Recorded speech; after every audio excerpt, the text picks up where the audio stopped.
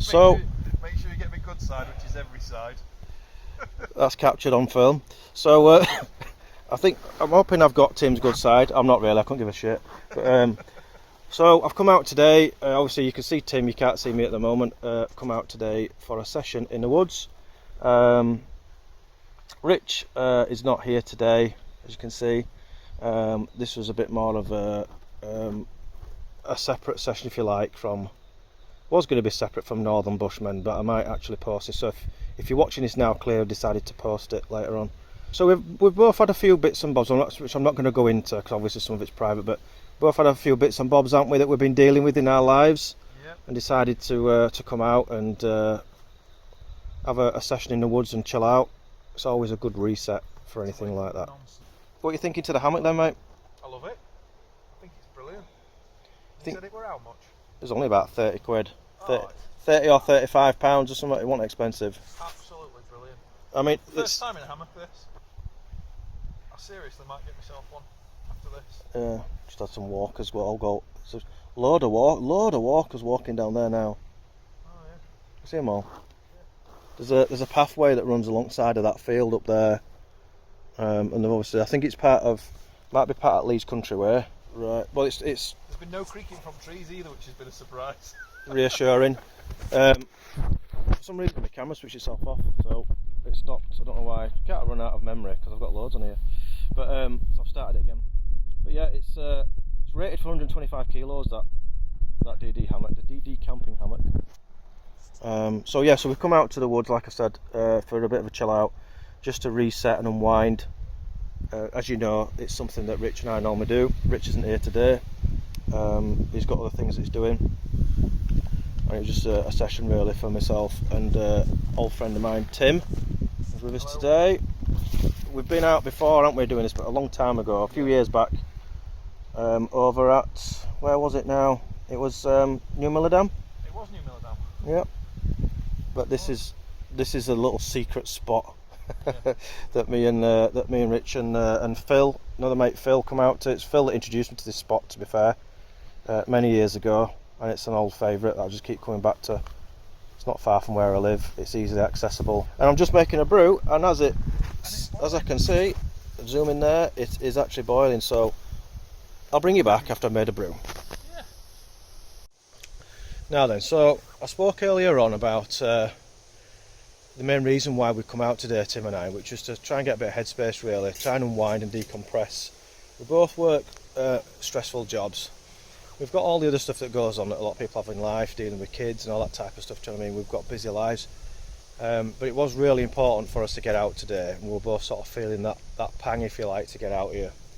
So what I want to do really is talk a little bit about what Tim's got out of it today, what I've got out of this today, and share that with you really, just for a little bit of reflection.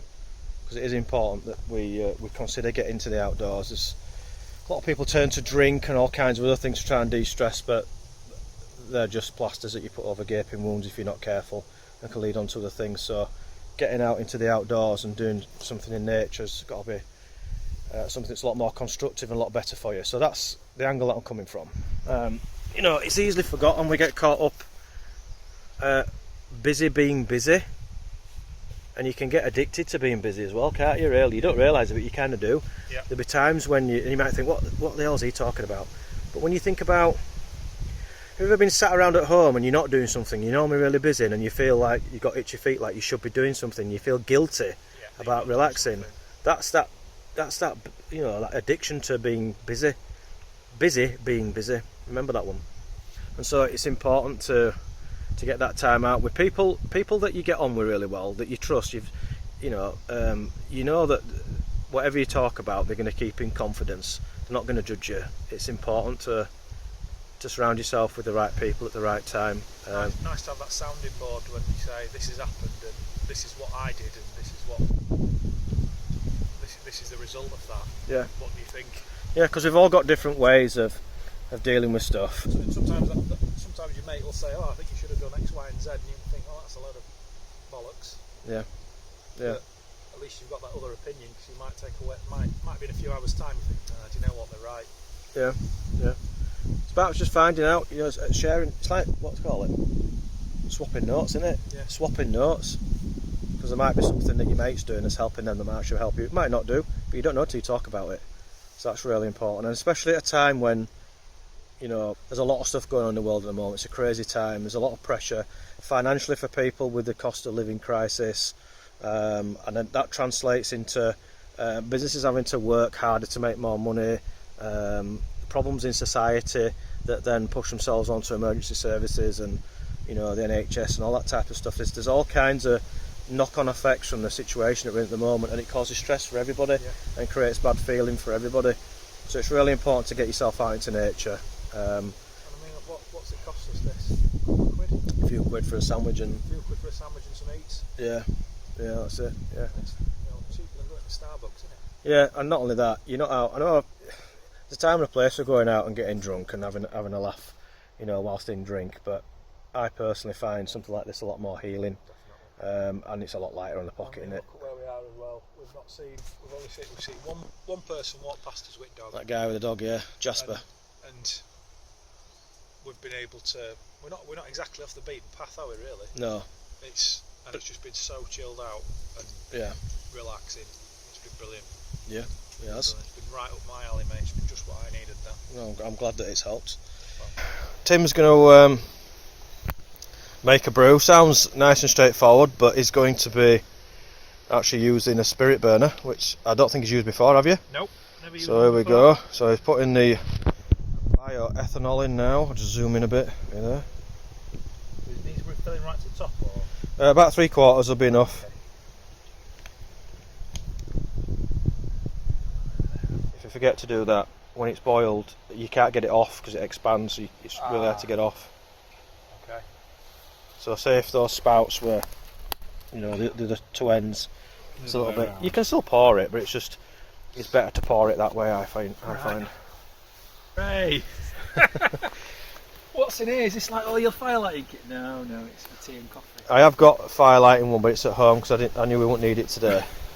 So I've left that pouch at home because being a little bit. Well, I'm not OCD. I'm just more organised because I was sick of bloody rooting around for kit. Let me turn that microphone this way. I was sick of rooting around for kit everywhere in the bottom of my bag and in pouches. So I had some pouches made by Journeyman from Etsy, and they're really well made. They're like a wax canvas, proper leather little badge on. Obviously I've labelled it up tea and coffee.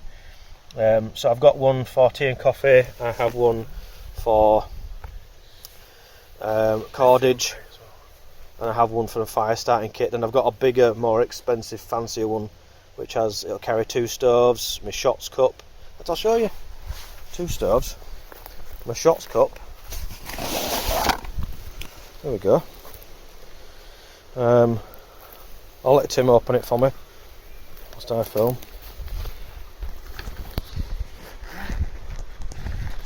So it's got that red thing there. Well, should we get it all out? Yeah. Show them what I've got.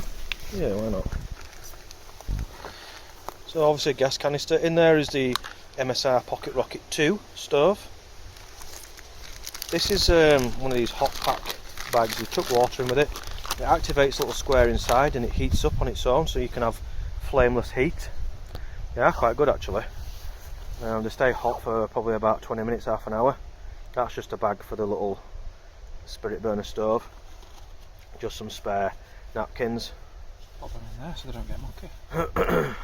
That's just a stand that goes on the bottom of that gas canister, so when it's top heavy with water and a stove on it, it don't fall over. That's my shots cup made by Phil's Wood Turning. You know, a close up of that. Lovely, is that? Yeah. So that comes out. Obviously, if I go on a wild camp, I'll normally take a little hip flask with me with a bit of rum or something in it, and I'll treat myself. That's just salt and pepper, pre-ground. A bit of olive oil for cooking. Where did you get the pots from? They are Nalgene pots. I got them off Amazon as a job lot. Oh, cool. So you get about 10 different size bottles. Nalgene bottles. They're all leak proof and they last forever. Definitely don't want them in landfill because they probably will literally last forever. Yeah, it's nice. That's a lot proper leather, and you've got YKK zippers and yeah, stuff. so that's exactly that. Yeah, YKK zipper. That's like a thick canvas that's been waxed as well. All handmade, like I say. I'll show you the branding. Journeyman. There you go. So that's my cooking kit, keep it all together in there. So I can just grab it out of the bag, get what I need out, put it back. No faffing. And if I'm honest, what I learned, having watched, and I do watch and have been watching for a couple of years, Paul Messner, which I know a lot of you guys out there into bushcraft watch him. I've seen how he sort of organises things. He's quite organised with his gear. You've got loads of room in there still. Yeah. And so I just thought it's about time I got organised, so I'm not faffing about. That's what I did. So hold on to that one just a sec. So there's that, and also in here there's another pouch. This is the cordage pouch, again done by Journeyman. I'll let you up on that. There is literally paracord and banking line in there. How much do you reckon you've got in there? I don't know, probably about 15 metres maybe. Oh, these are toggles. These are just toggles that I made for when I'm putting a tarp up. Sometimes if I'm putting a tarp up, rather than fanning about loads of different knots, I'll just create a couple of Prusik knots, and I'll just fasten it around a tree and use these toggles to hold it in place. Some tie wraps. They're always really handy for repairing things. Really strong. And then some banking line there, or bank line. I call it not banking line. Bank line.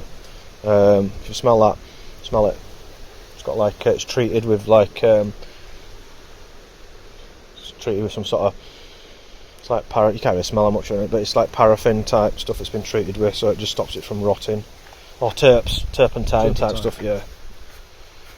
And that's it. So all that goes in that pouch. Like I say, I haven't got my fire starting pouch with me today because we didn't need it. And that's pretty much it. Have you shown the viewers your new bags?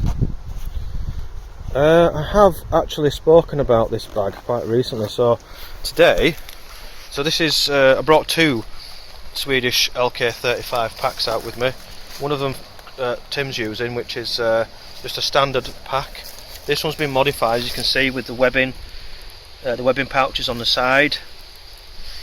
It's also got, you can see it's got a steel frame in it, which is it's its strength really. It's not just its size and the way they've utilised space, but this actual steel frame itself spreads the load, keeps it in a straight line down your back, and you think it would be uncomfortable. I can tell you now it's not. It's very comfortable, wouldn't you say? Absolutely. One of the comfiest things I've worn. I put these pouches on extra myself, these little pocket like waist pouches. They've got things like one of them's got some so that's got like Swiss Champ knife in it. There's a bit of deodorant in there, there's some hand gels, a mosquito head net in that one. In the other one there's some smidge, and then there's a silver compass in there as well. Still room for some other things in there. Got a couple of carabiners. These are, they're not climbing carabiners, they're merely for hanging a tarp, to help with hanging a tarp sometimes under certain conditions if I don't want to use the toggle method that I've mentioned. And then this belt, it's a Viper Mollet belt, so it's like a military style thing. I didn't make this modification, this was done by the lad that had it before, but he's chose well because it's great. It's really comfy belt, so I can actually position the load, move the load onto the hips, and take some of it off the shoulders. And then the way that you use this system is you pull these toggles. You pull that one up to move it away from your back, and you pull that one down to bring it closer to your back, but it creates an airspace around the back so that you don't get a sweaty back. And like I say, you can shift that load a bit more onto your shoulders or bring it more onto the hips, just with a really quick adjustment on the fly. You don't have to take it off and fanny about, it's just a quick adjustment on the fly. So standard, this is what that pack looks like as standard, with no modifications. I say no modifications, actually that's not entirely true. I have modified it already, in that I've put this waist belt on here. Military Mart, I got this from Military Mart, and it's one of their own belts that they make specifically for that pack, so that's a brand new belt. The pack is, you can see the 3 crowns maybe, you can see the 3 crowns, in the sun there. Shows her it's Haglofs. On that one as well, faded, but it's a Haglofs bag. Not sure when this one was made because I can't see the date in it, but that one that's modified, that's a 1988 one, because the date's actually inside it, it's in the lid. So Tim's going to demonstrate now how you tighten it. So you pull those down to tighten, and you see it goes. So it's onto the back now. There's still a tiny bit of an airspace at the back, but it takes onto the back. And then pull those up, pull these up, and it comes off the back. There you go. Create even more of an air gap. It's super comfy. And it is as easy as that. Super comfy. And I've been walking up to where we are camping today, just like this, and usually you get that horrible sweat down your back, and even the modern bags, you still get that sweat. But yeah. I've been walking up, I've had loads of ventilation under here. Yeah, my back's been sweaty, but it's dried off straight away because I've had that air, and it's been super comfy. Yeah. Super comfy. Whereas if you'd have had, like a normal pack straight onto the back, your back would have been wet, and the pack would have been wet. Yeah. But if you look at it, if you look where it sits as well, you've even got this little, like, you've got the metal bit underneath. You can raise this bag, so you can actually adjust the position of it, and you could put something under that bit, like a, I don't know, a roll pad or something like that if you wanted to. You've got these straps on top. I've made them into a handle so it's easy to pick it up for now. But you've got these straps on top where you can strap quite a large roll onto the top, so a bed roll, and you can strap underneath as well. You've also got this like axe holder type thing here as well, here and here.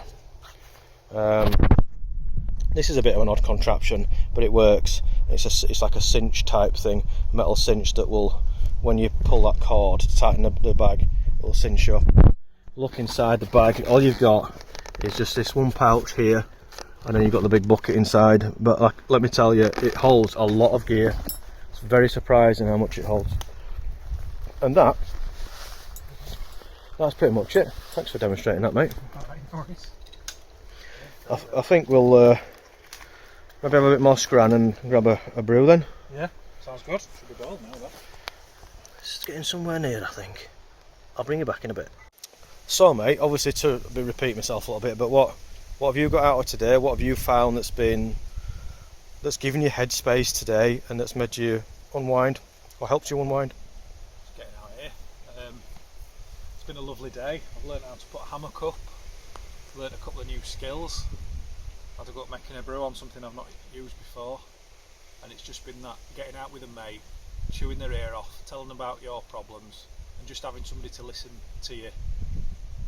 And not judge, just listen to you, vent your spleen, and then you sort of feel a bit better for it. I can feel myself visibly relaxing now. I've had a bit of time away from everything, and I've not had to think about those things that I've been thinking about. To be fair, I've not done much thinking at all really while I've been here. So yeah, well, we chewed the fat, haven't we? Yeah. Set the world to rights a little bit. Spoken a bit about the experiences that we've been having. Maybe delved a bit into those as well, but then I think, I don't know if this sounds right, but maybe sort of spoken about a pathway out of it, potential pathways out of the situation, and I think that's the thing really. It's easy to get caught up in your thoughts, isn't it, about shit that's going on in your life, the difficulties that are going on. It's easy to let it just completely dominate everything that you're thinking about, that you've been doing. And it just ends up ruining your life, and ruling your life. But just be able to sit down and chat and be in an environment like this, I think for me anyway, I don't know whether this is the same for you, but for me it gives me the headspace to be able to think about a way out of things, rather than feeling like I'm entrenched in it. Sometimes if you're at work, if you're at home, you haven't always got that headspace. You might not be at work. You know what I mean? So you might not be thinking about specific work tasks, but you haven't given yourself that part of your brain, if you like, that space in your head, literally headspace, like I say, it's a literal saying, isn't it? Give yourself that space to be able to utilise that part of your brain to start problem solving a way out of that situation. I think that's probably how I kind of interpret it. Yeah, definitely. I like when we first came up here, I could feel like tightness in my shoulders because of like pressure and stuff that I've been under, and the stress, and like being laid out on these and chatting. I just feel really mellow now and like chilled out. Yeah. And it has been really, really beneficial for me, you know, and we've only been out here for a couple of hours, haven't we? Yeah. Yeah. I mean, think what a weekend would do. Yeah, I know, I know. So, I am going to wrap it up there. You know, if any of the things that we've spoken about affect any of you, got any comments, suggestions, or anything like that, obviously I'm not a counsellor or anything, so I'm not suggesting I'm going to sit and counsel anybody, but if you want to share your comments on here and with other people that are in this community, then by all means do. If you've got any suggestions as to how we might do things better, or some things that we might be able to do to help our situation, enjoy the woods in a better way than we already are, then let us know. You know, we've come here, we've not had a fire today. We did use a little spirit burner very responsibly, very carefully, because it's quite dry out, but we didn't have a fire. So when we leave here, we will be leaving no trace, although somebody has left a trace here. Somebody's left some embers, so somebody's been up here and had a fire. There's a lot of not embers, like burnt wood that's left around. But we'll leave the place tidy as always, leave no trace. And thanks for joining us, and like I say, we'll see you in the next one very soon. Yeah, and let us know, let him know what you want to see in the videos. Absolutely. Speak to you all soon. Ta-ra for now. See you in a bit.